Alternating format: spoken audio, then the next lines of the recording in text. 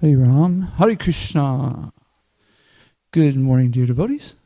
Please accept my humble obeisances. All glories to Srila Prabhupada. Welcome to our morning Srimad Bhagavatam class. Today we're reading from Canto 7, Chapter 15, verses 26 through 29. We'll focus on text 27, getting to the end of Canto 7. Amazing, huh? It's been 2.5 years. I've been doing Srimad Bhagavatam class in this order. I'm about to get into the 8th chapter. Amazing. Instructions for civilized human beings. Uh-oh, right?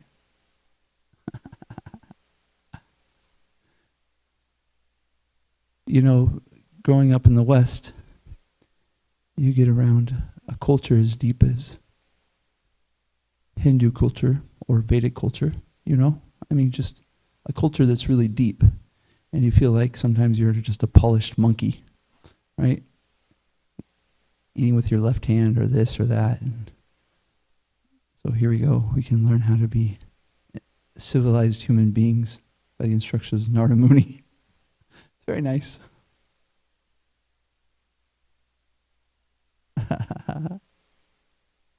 Very true, right? Especially when we get into the, by the way, those on the internet, Tulsi Saki Prabhu said, we all feel like that.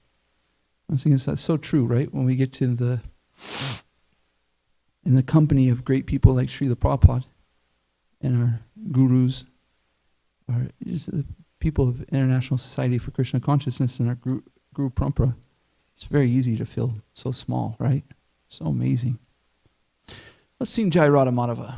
Jai Radha Madhava Kunja Bihari.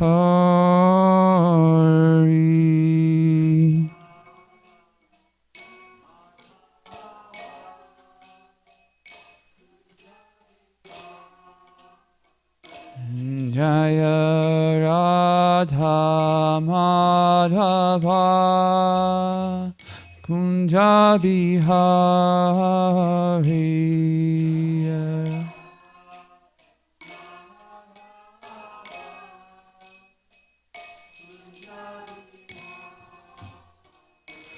Jaya Gopi Jana Vallabha Girivaradari.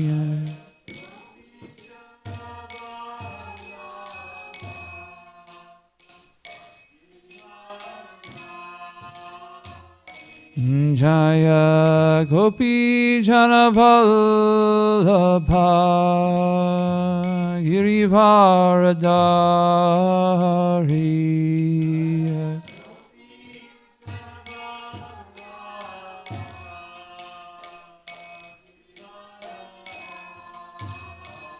Yashodanandana Braja Jana Ranjana.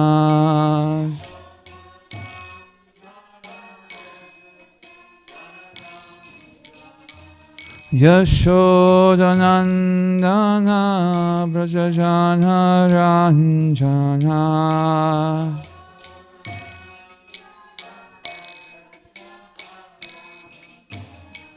Yamuna Tiravanachari.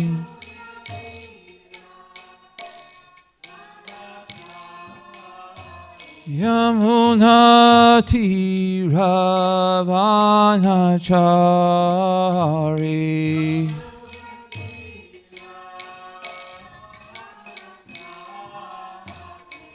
Jaya Radha Madhava Kunja Bihari.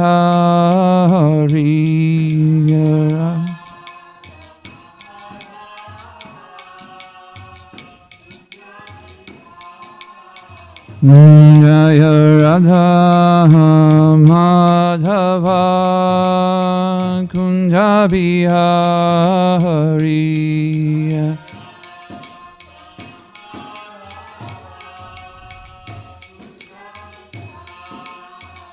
Jaya Gopi Chana Vallabha Girivaradari Gopi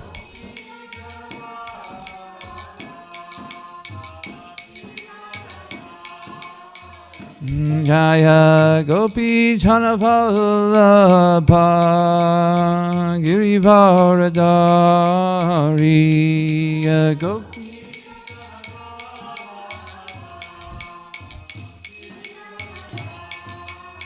Yashodhanandana Braja Ranjana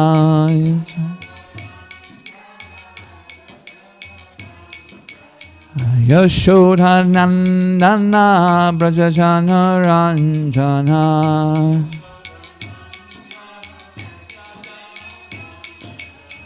Yamuna Tiravanachari Yamuna Tiravanachari Jaya Radha Madhava Kunja Bihari Radha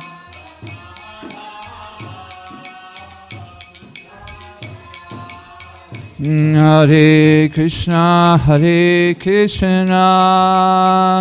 Krishna Krishna Hare Hare Hare Rama Rama Rama Hare Hare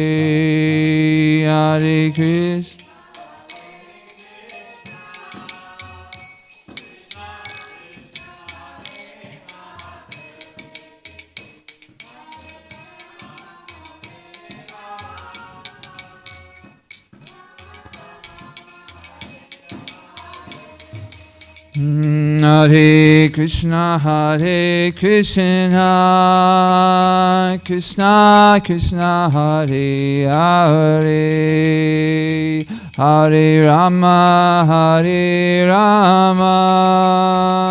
Rama Rama Hare Hare Hare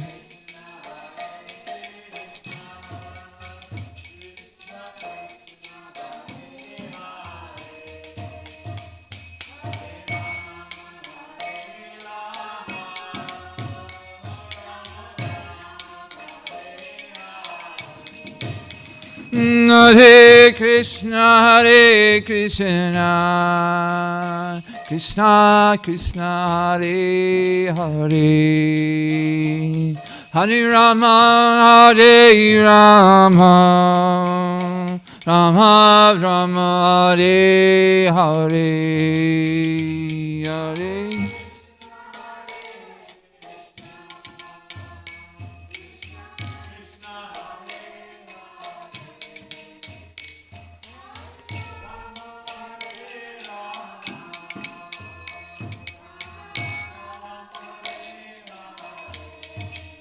Jaya Radha Kalashanji Radha Kalashanji Shri Radhe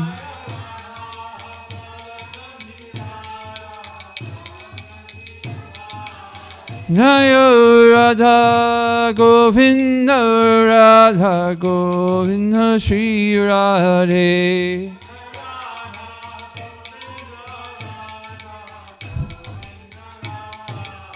Jaya Radha Shamasundar Shri Radhe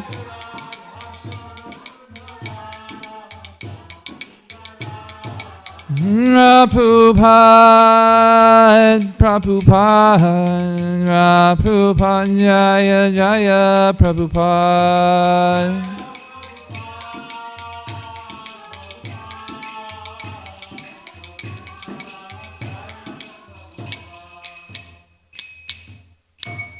Shri Radha Madhava ki jai, Srila Prabhupada ki jai. Om Namo Bhagavate Vasudevaya.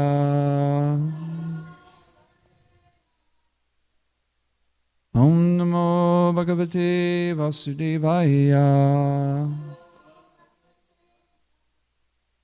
Om Namo Bhagavate Vasudevaya. The invocation verses together, please, both Sanskrit and English. Narayanam namaskritya naram chaiva narottamam devim sarasvatim vyasam tato jayamudirayat.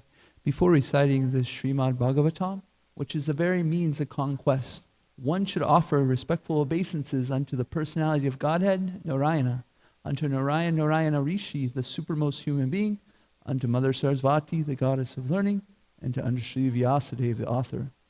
Nashtapreya Shabreshu Nityam Bhagavata Sevaya Bhagavati Utamashloke Bhaktir Bhavati Naishtaki.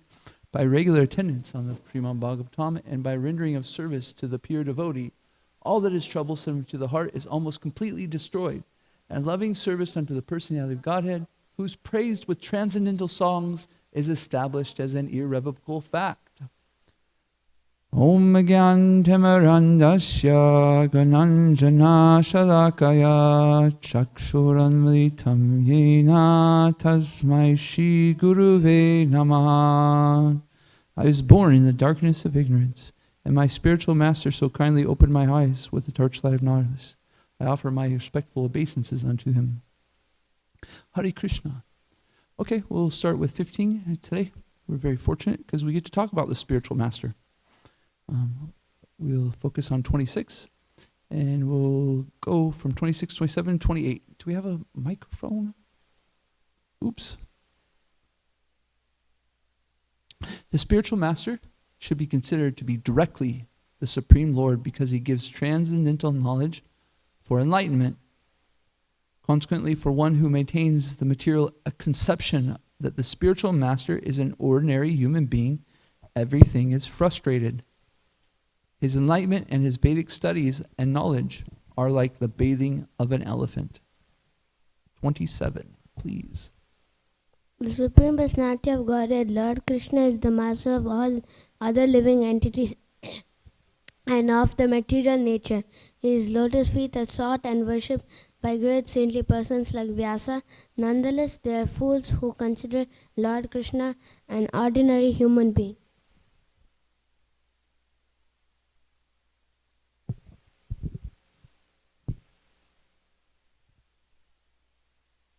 Ritualistic ceremonies, regulative principles, austerities, and the practice of yoga are all meant to control the senses and mind, but even after one is able to control the senses and mind, if he does not come to the point of meditation upon the Supreme Lord, all such activities are simply labor in frustration. Very nice. As professional activities or business profits cannot help one in spiritual advancement, but are a source of material entanglement, the Vedic ritualistic ceremonies cannot help anyone who is not a devotee of the Supreme Personality of Godhead. Okay. We'll go to 26. I think I said 26 is our focus verse. It's actually supposed to be 27, but these both are really, really appropriate. So we'll do them both. Yasya Sakshad Bhagavati. Yasya Sakshad Bhagavati Jnanandipa Pradegoro Jnanandipa Pradegoro Martyasya Dihi Shrutam Tasya Martyasdihi Shrutam Tasya Sarvam Kunjara Shochavat. There we go. Sarvam kunjara shavat.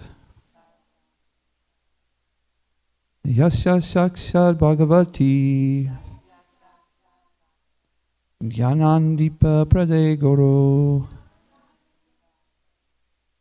Martyasya dihi srutam tasya. Sarvam kunjara shavat. Bolo. Yasya sakshat bhagavati. Jnanadipe perde goro. Martya dihi srutam tasya. Sarvam kunjara chavat. Yasya saksa bhagavati. Ganadipa prade goro. Martya sadihi srutam tasya. Sarvam kunjara chavat. Yasya sakshat bhagavati. Jnanandipe.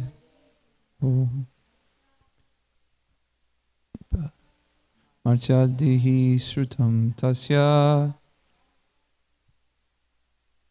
Sarvam kunjara chavat. Let's go right into the translation and purport by His Divine Grace A.C. Bhaktivedanta Swami Srila Prabhupada Ki Jai. The spiritual master should be considered to be directly the Supreme Lord because he gives transcendental knowledge for enlightenment. Consequently, for one who maintains the material conception that the spiritual master is an ordinary human being, everything is frustrated.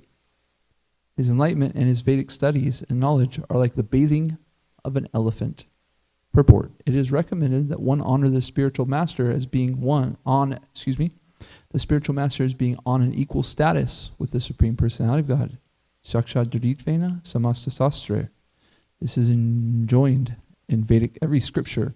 Archam mam vijaniyat. One should consider the Acharya to be as good as the Supreme Personality of Godhead. In spite of all of these instructions, if one considers the spiritual master an ordinary human being, one is doomed. His study of the Vedas and his austerities and penances for enlightenment are all useless, like the bathing of an elephant. An elephant bathes in the lake quite thoroughly, but as soon as it comes to the shore, it takes some dust from the ground and strews it over its body, lest there's no meaning to the elephant's bath.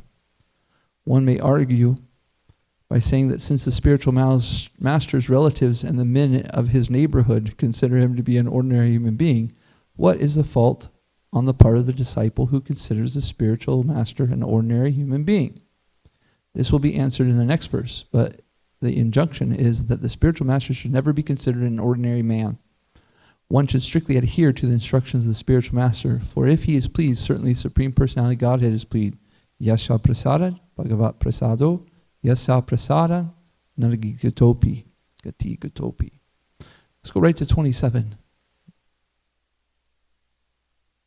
Translation and purport. The Supreme Personality of Godhead, Lord Krishna, is the master of all living entities and of material nature. His lotus feet are sought and worshipped by great saintly persons like Vyas. Nonetheless, there are fools who consider Lord Krishna an ordinary human being. The example of Lord Krishna as being the Supreme Personality of Godhead is appropriate in regard to understanding the spiritual master. The spiritual master is called Sevaka Bhagavan, the servitor personality of Godhead. And Krishna is called Seva Bhagavan, the Supreme Personality of Godhead who is to be worshipped. The spiritual master is the worshipper God, whereas the Supreme Personality of Godhead, Krishna, is the worshipable God. There's a difference between the spiritual master and the Supreme Personality of Godhead. Another point, Bhagavad Gita, which constitutes the instructions of the Supreme Personality of Godhead, is presented by the spiritual master as it is, without deviation. Therefore, the absolute truth is present in the spiritual master, as clearly stated in text 26, Jnanandipa Prade. The Supreme Personality of Godhead gives real knowledge to the entire world, and the spiritual master as a representative of the Supreme Godhead, carries the message throughout the world. Therefore, on the absolute platform, there is no difference between the spiritual master and the Supreme Personality of Godhead. If someone considers the Supreme Personality Krishna or Lord Ramachandra to be an ordinary human being, this does not mean that the Lord becomes an ordinary human being. Similarly, if the family member of the spiritual master, who is a bona fide representative of the Supreme Personality of Godhead, consider the spiritual master an ordinary human being, this does not mean that he becomes an ordinary human being. The spiritual master is good as the Supreme Personality of Godhead, and therefore one who is very serious about spiritual advancement must regard their spiritual master in this way. Even a slight deviation from this understanding can create disaster in the disciples' Vedic studies and austerities. Srila Prabhupada Ki Jai.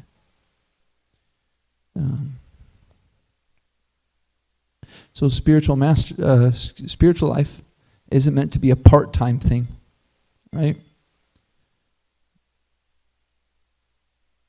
We're coming to a realization that spiritual life is the only thing. And in this process, to become able to understand that spiritual life is our only interest, then we must come in contact with the Guru who's giving us Krishna. Yasya prasadad bhagavat prasado, as Srila Prabhupada said in the previous purport. That the Krishna is giving us the spiritual master is giving us Krishna, Krishna gives us the spiritual master. And so a big impediment to completely involving ourselves in spiritual life is twofold, as explained in these purports. One is that we take the spiritual master to be like an ordinary human being. And the second is we take Krishna to be an ordinary human being. And third, we could say, is that we take spiritual life as an ordinary activity. The things that we're doing,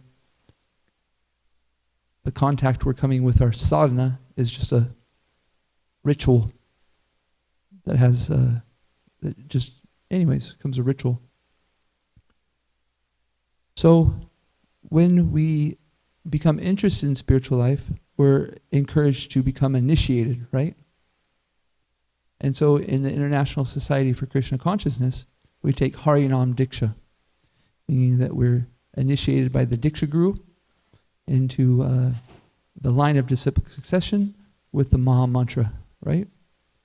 And at this time, we should be thoroughly convinced that our interest is, our top priority is spiritual life. However, at this time, we still are at a point where we're conditioned. We understand that the spiritual master is very special, but normally at Harinam Diksha, we still do not have the complete faith of the spiritual master because we see Krishna just like as a very special figure also. This is very nice, this is good, I should try it, but we're not completely convinced. So we take Harinam Diksha and into a point where we are serving under the spiritual masters so that we can come to a platform of understanding who Krishna is. Also in the same time, or simultaneously, we're understanding that the spiritual master is no ordinary human being.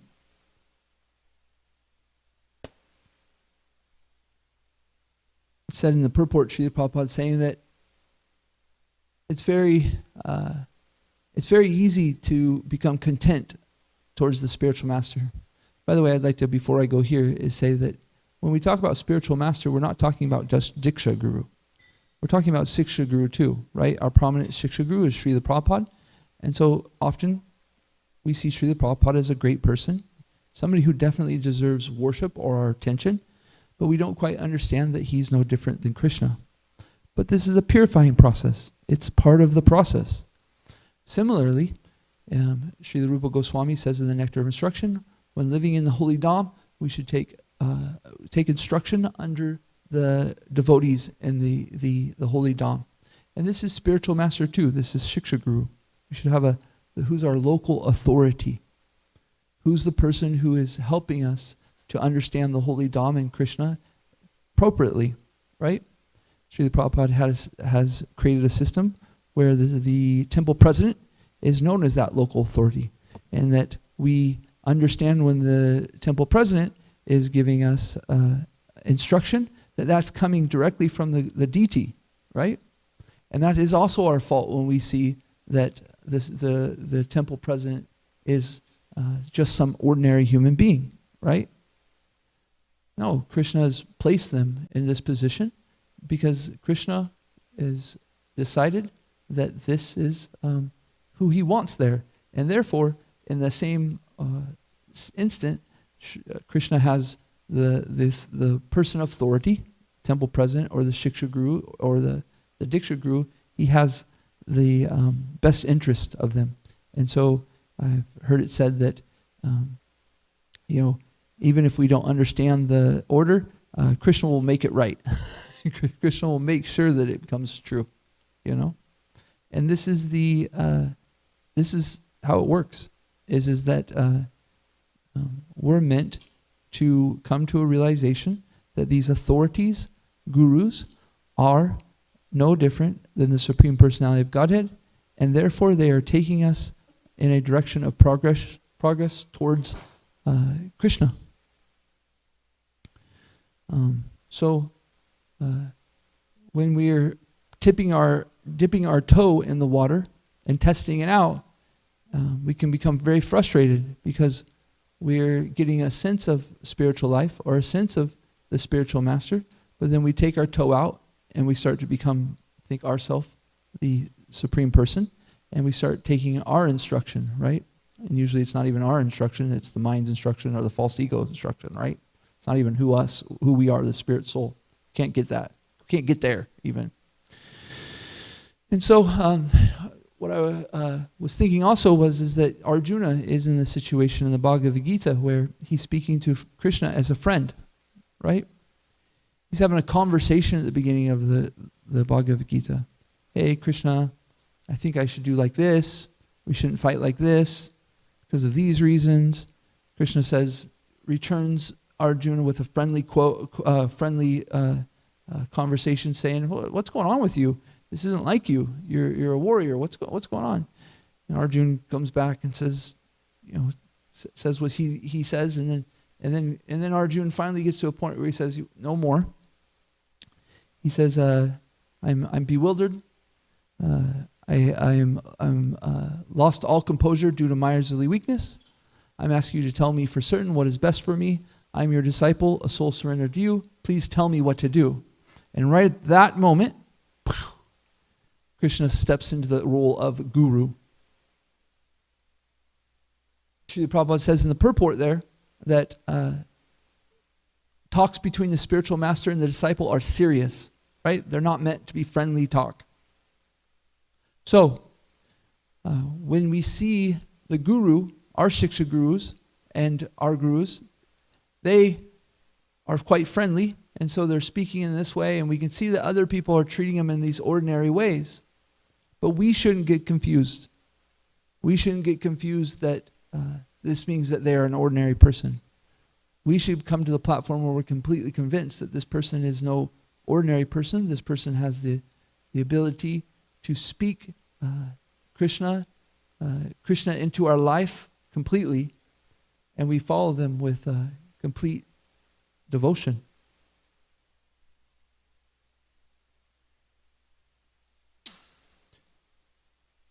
And it's a process, right? But we have a process that leads us to that because we're conditioned.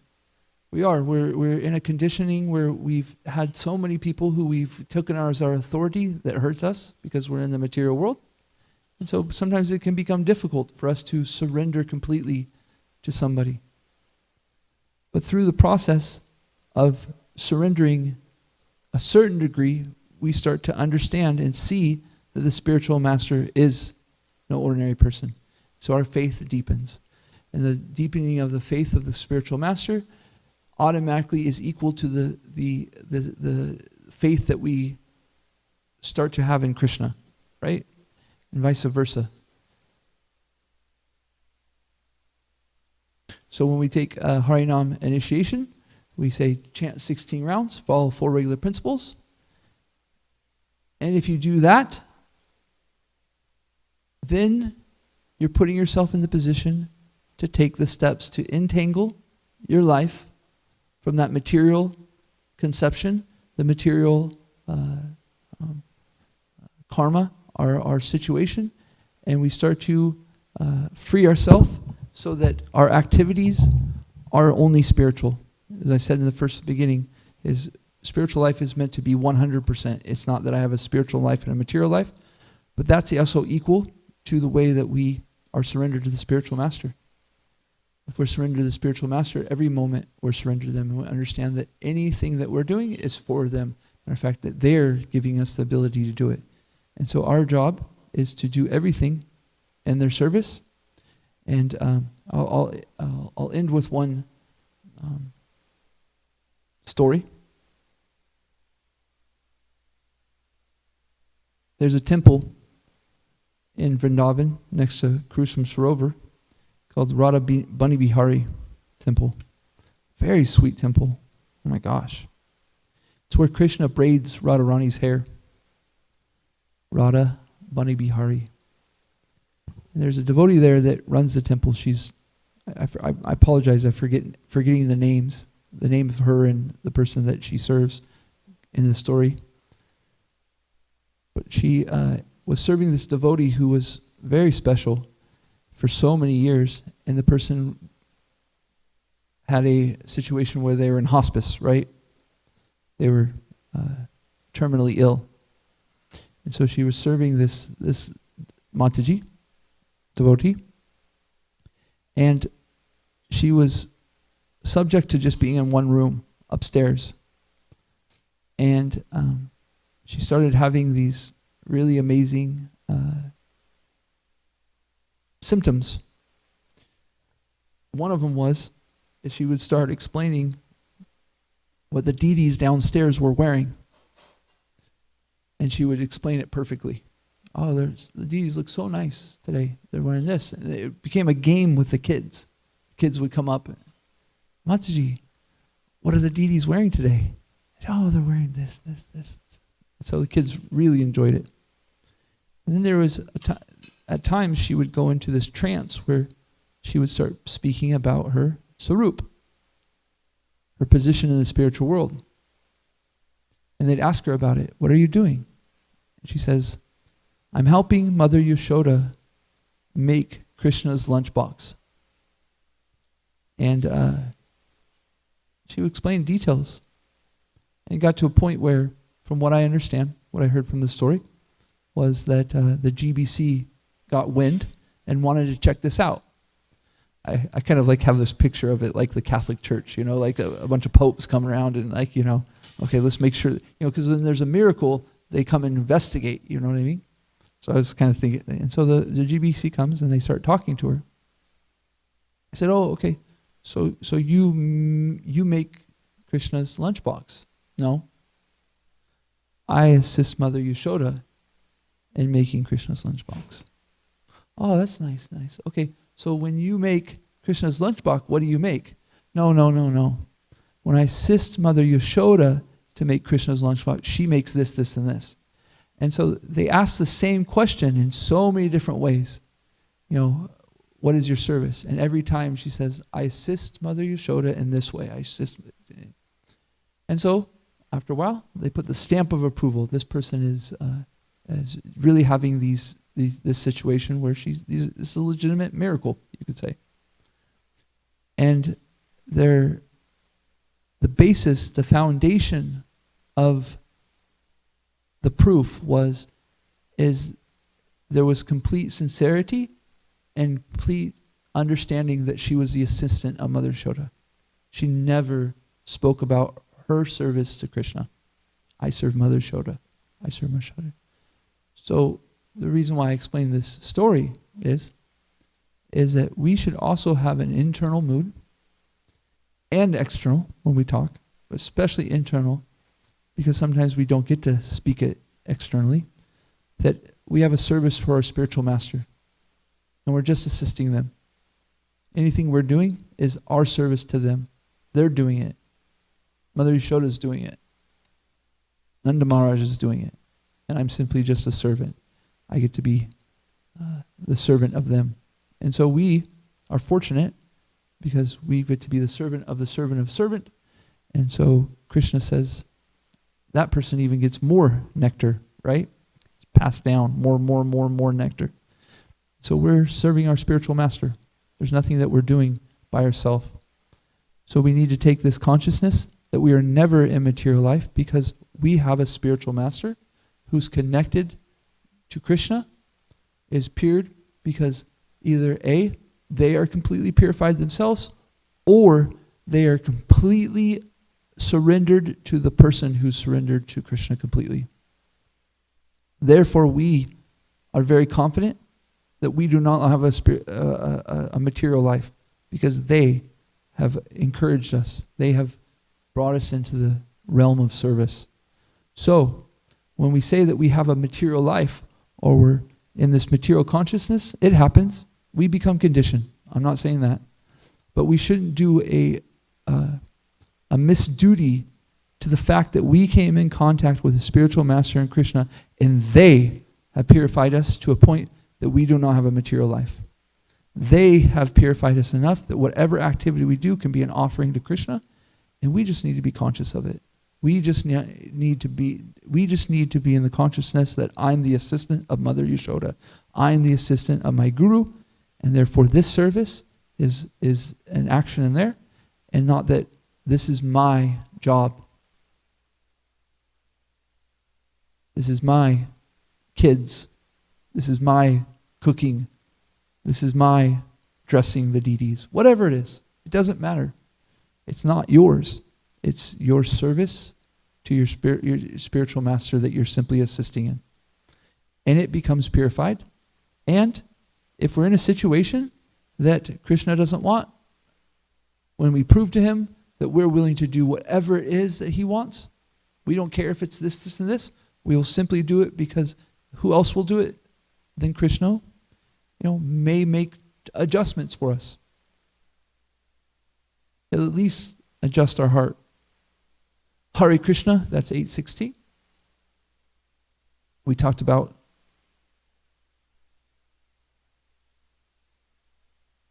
spiritual life being not a part-time thing, that we come in contact with the spiritual master who is initiating us into his movement, to this movement of purification, getting us in contact with Krishna, that everything we do is by their mercy, and we should see everything that we do as just us assisting them. And when we can have that consciousness, then we become very purified. Hare Krishna. Questions, comments, thoughts? Hare Krishna, thank you for a nice class. Hare Krishna. I have a question. At what point does a devotee become a spiritual master? Is that deemed by his spiritual master, or is there a process that happens, or what? Yeah, it's said that, like, for instance, when we take a formal understanding of taking disciples in the Shiksha process, that unless in circumstances that are given by the spiritual master, we don't even take disciples unless while they're on the earth here, right? We send the people to him. But in some cases, as it just happened like a couple months ago, there are some people in the International Society of Krishna, some devotees, that are taking disciples and their spiritual masters still on the earth. Jayapataka Maharaj has a few disciples that are doing that. Anyways, there's a couple other spiritual masters. But the point is that the guru gives us this instruction. The thing is, though, is that there's different ways of guru. There's Diksha guru, there's Shiksha guru, there's mentorship, there's bringing somebody to the path, right? And so Lord Chaitanya is already asking us to become guru, right? and our guru's message is no different. So the point being is that the guru's teaching you to become guru. Their interest is you becoming a disciple. They can take care of disciples.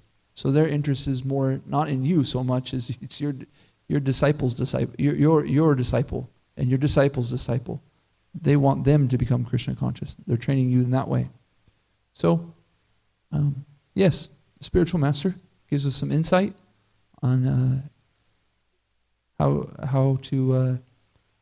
at whatever moment we are, how to share Krishna consciousness, how to give Krishna consciousness to other.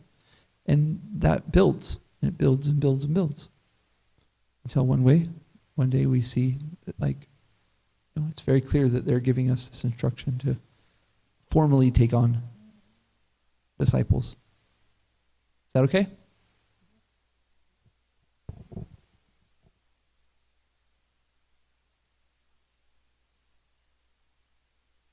Hare Krishna Prabhu, thank you for a very instructive class again to re-emphasize how when we do service, we have the meditation, or we need to bring to our attention the meditation that our spiritual masters are doing the service and we are simply assisting them. And the other point also, how we take shelter of other devotees in Shiksha capacity, also to then see, oftentimes we have devotees that are in a very friendly relationship with us, but we actually do seek their advice and to give them that respect and to be mindful that when we are revealing our mind in confidence and when they are giving us advice, that they are acting in that capacity and not to overlook that aspect. Wow. Such a great point, right? That we're being like Arjuna and Krishna, right? They're being friendly. And they're sitting on, even Arjuna gets to the point where he says, I was sitting on your bed with you. And you were, this whole time you were the Supreme Personality of Godhead.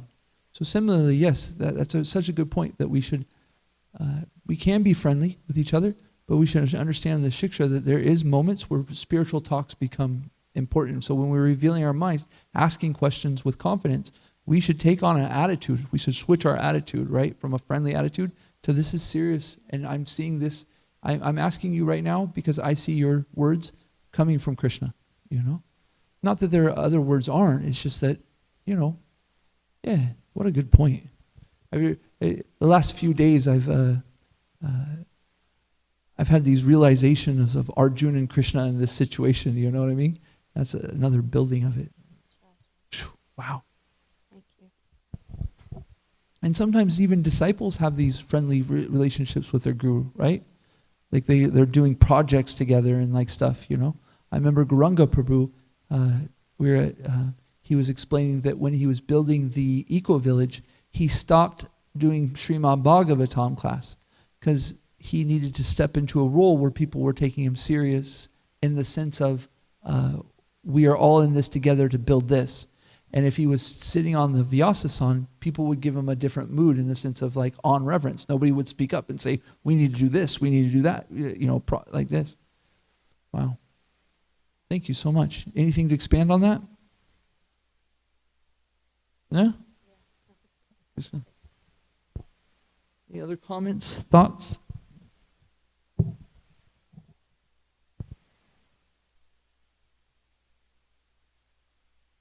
And I just want to add on that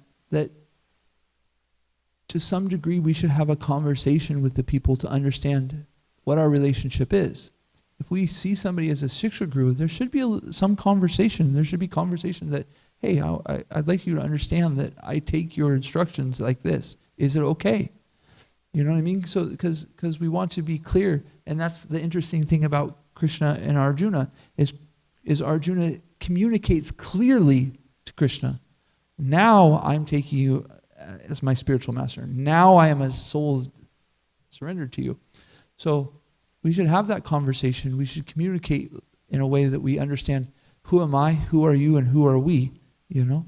And of course the relationship grows organically, but that doesn't mean, organic doesn't mean we don't talk about it, we don't communicate about it. It's such an important part of Shiksha Guru, especially in our holy Dham. It's really something that I think we should emphasize more, is that this mentorship. I mean, you see thriving temples like Chaupadi, they have a very clear understanding that at first it's mentorship, right?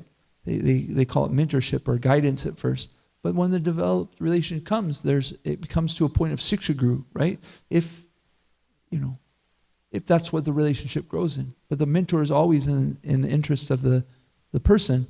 So even they're trying to connect with, who is your Shiksha Guru? Let's connect with it. So I'm very excited about our temple in the sense of Nrsinga Rupa, being empowered to organize this in a way that, from what I understand, will move in that direction. These things will become clear. The position of a devotee care person.